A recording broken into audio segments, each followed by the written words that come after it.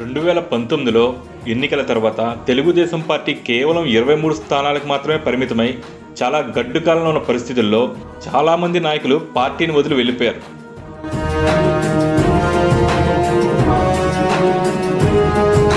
ప్రభుత్వం చేసే ప్రజా వ్యతిరేక పరిపాలనకి చంద్రబాబు నాయుడు గారు ఇచ్చే ప్రతి పిలుపుకి కూడా ఎప్పుడు కూడా ఎక్కడా కూడా అధికార పార్టీకి లొంగకుండా పనిచేశారు.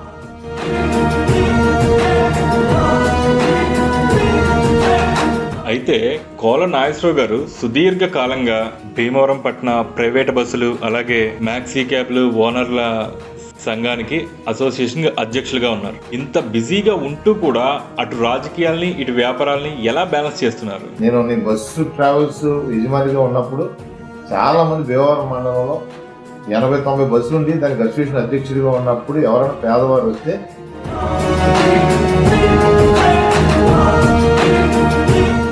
అయితే ప్రస్తుతం తెలుగుదేశం పార్టీ రాష్ట్ర కార్యదర్శిగా ఉన్నారు.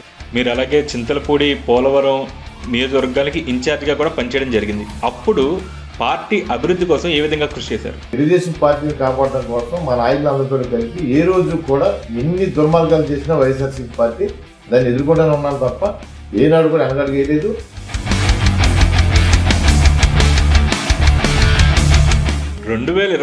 ఎన్నికల ముందు గత 5 సంవత్సరాలు కూడా పార్టీ ఆదేశిస్తే తెలుగుదేశం పార్టీ తరఫున భీమవరం నియోజకవర్గం నుండి అసెంబ్లీ స్థానానికి పోటీ చేయడానికి సిద్ధమని చెప్పారు. కానీ అనూహ్యంగా పార్టీ జనసేన స్థానానికి టికెట్ కేటాయించడం, అది కూడా మీకు ఇష్టమైన అంజిబాబు గారు పోటీ చేయడం జరిగింది. నేను వేసిన ఎక్కడ బ్యానర్లు అయినా సరే అంజిబాబు ఫోటో లేకుండా ఇప్పుడు కూడా బ్యానర్ కట్టలేదు.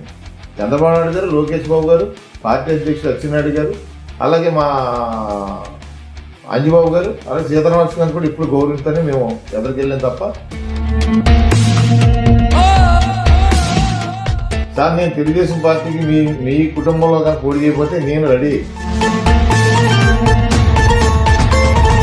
అయితే 2024 ఎన్నికల్లో ఎన్డీఏ కూటమి అనూహ్యంగా 164 స్థానాలతో భారీ విజయం సాధించింది. అధికార పార్టీ ఏదైతే ఉందో వైఎస్ఆర్సీపీ కేవలం 11 సీట్లకి మాత్రమే పరిమితమై ప్రతిపక్ష హోదాను కూడా కోల్పోవడం జరిగింది.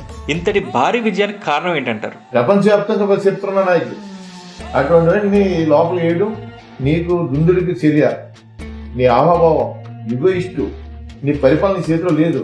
నువ్వు ఎప్పుడైనా సరే 5 సంవత్సరాల్లో ఇలా ప్రెస్ ముందరకు వచ్చి ఇది ఈ రాష్ట్రాన్ని ఇది చేస్తున్నాను, ఇది చెప్పాను, ఇది చెప్పడం వల్ల ముఖ్యమంత్రి చేశారు, నేను ఇది చేయగలుగుతున్నాను, ఇది ప్రజలకు చేస్తున్నాను, ఎంతసేపు బటన్ నొక్కాడు, ఏ బటన్ నొక్కాడు, ఎంతమంది నొక్కారు?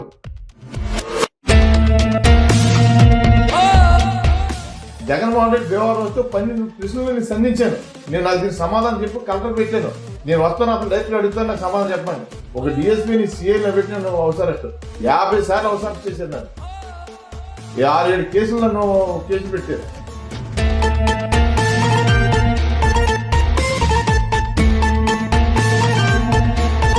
అయితే సార్, కోల నాగేశ్వరరావు గారికి కోపం బాగా ఎక్కువ. కూటమికి వ్యతిరేకంగా ఉన్న వారిపై కక్ష సాధింపు చర్యలు చేపడుతూ స్థానిక శాసనసభ్యుల్ని ఉసిగొలుపుతూ ఉంటారు వారి మీద అని చెప్పి ప్రతిపక్షాలు విమర్శిస్తూ ఉంటాయి. అదే వాళ్ళు చెప్పిన దాంట్లో వాస్తవం ఉండే ఉంటుందండి.